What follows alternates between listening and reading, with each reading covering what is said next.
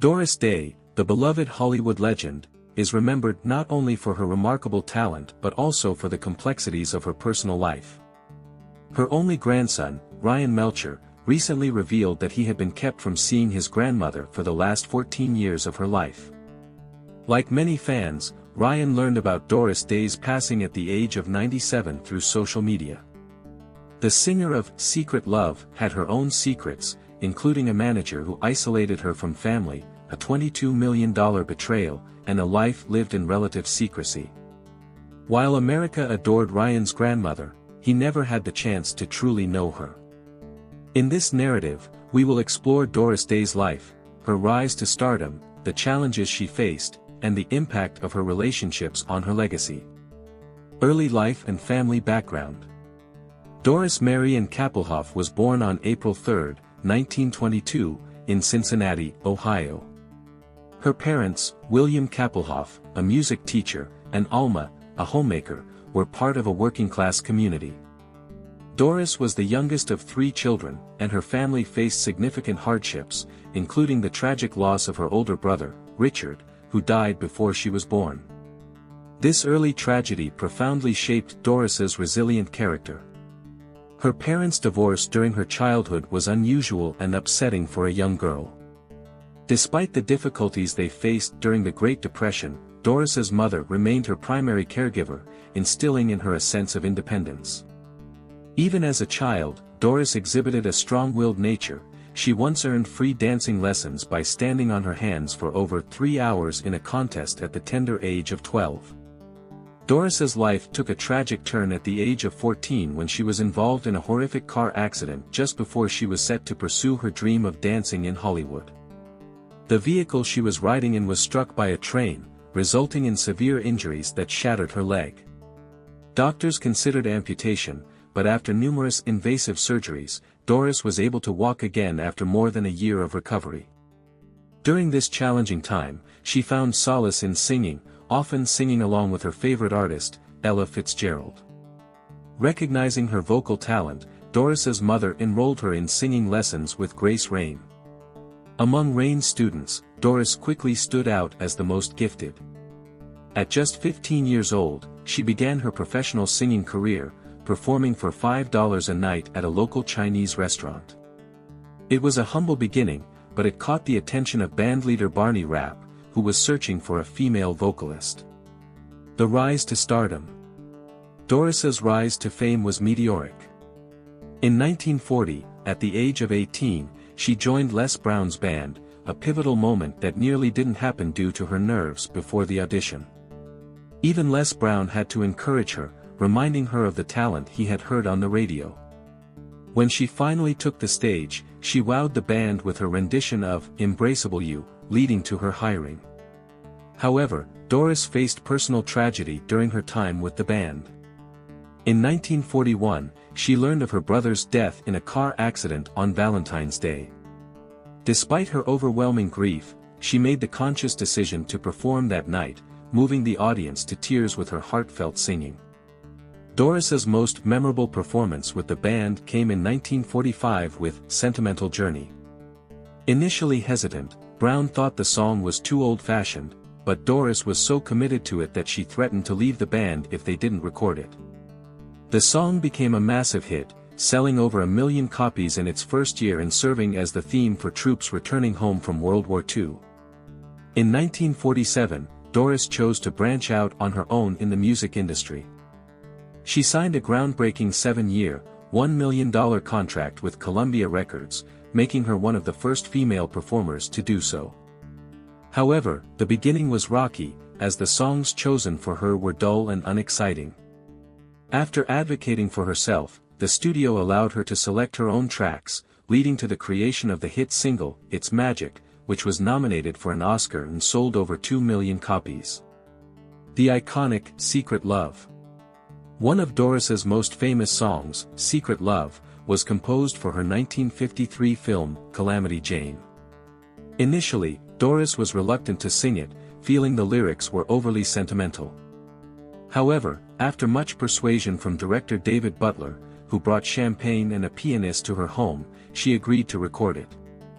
The day of the recording was tumultuous. Doris had just had a heated argument with her then-husband, Marty Melcher, and arrived at the studio distraught and in tears.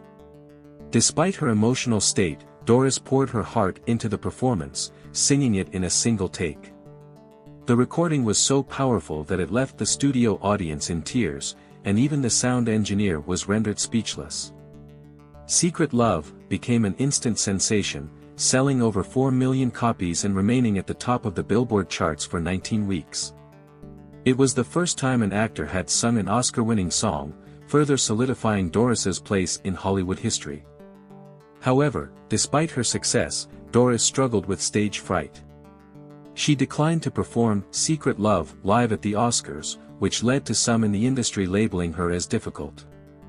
Later in life, the song took on a different significance, resonating with the LGBTQ+ community during the 1960s and 70s as a rallying cry for their struggles.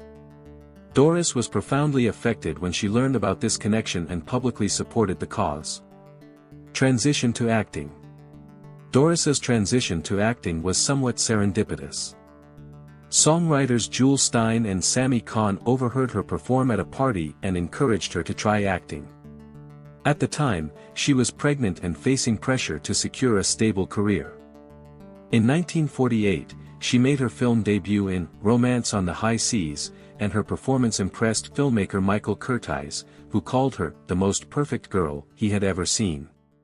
Doris's Hollywood career took off, and she signed a long-term contract with Warner Brothers. By the 1950s, she was not only a music star but also a leading actress, known for her charming and innocent roles. However, she also showcased her versatility in films like Calamity Jane, where she portrayed a wild frontierswoman, performing risky stunts and even suffering a rib injury during filming. Her role in The Pajama Game, 1957, further solidified her status as a top performer. The film grossed over $5 million at the box office, and her infectious rendition of the song Hey There contributed to its success. In 1955, Doris took on a darker role in Love Me or Leave Me, showcasing her ability to handle dramatic parts. The film grossed over $4 million and received positive reviews, with many believing she deserved an Oscar nomination. Personal struggles and relationships. Behind the glitz and glamour, Doris faced significant personal challenges. Her marriage to musician Al Jordan at the age of 17 turned abusive almost immediately.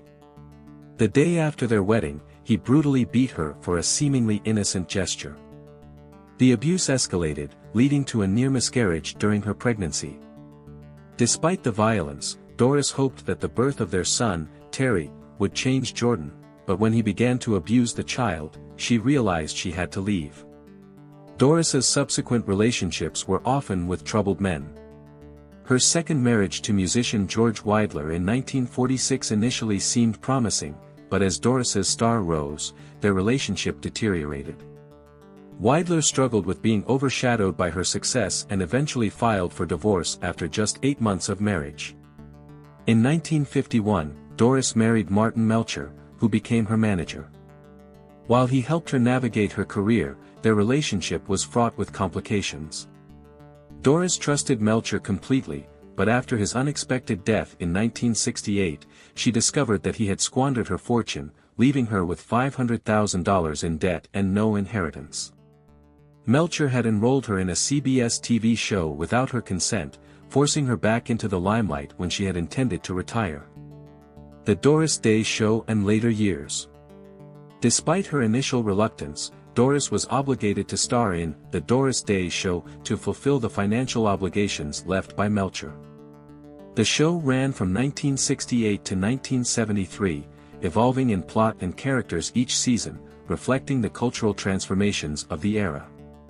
Doris's love for animals became a significant part of her life during this time, particularly after the tragic loss of her dog, Tiny.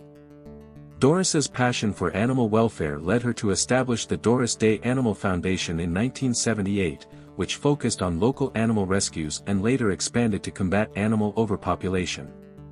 She created World Spay Day in 1995, raising awareness about the importance of spaying and neutering pets.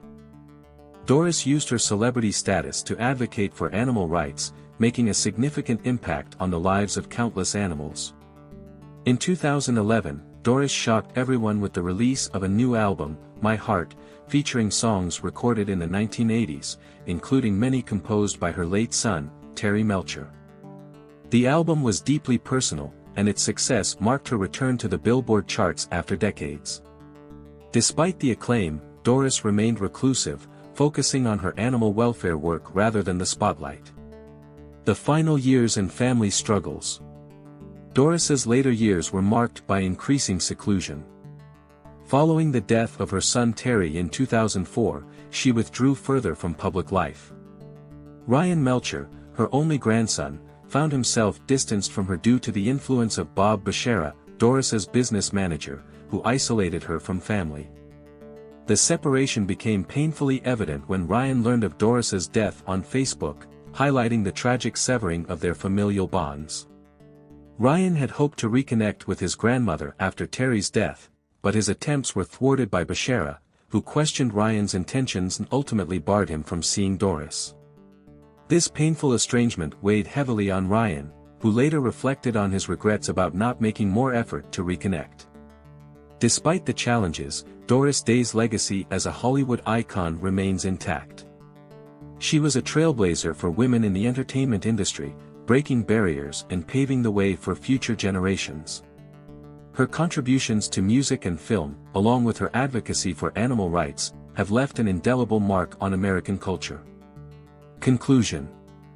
Doris Day's life was a tapestry woven with triumphs and tragedies.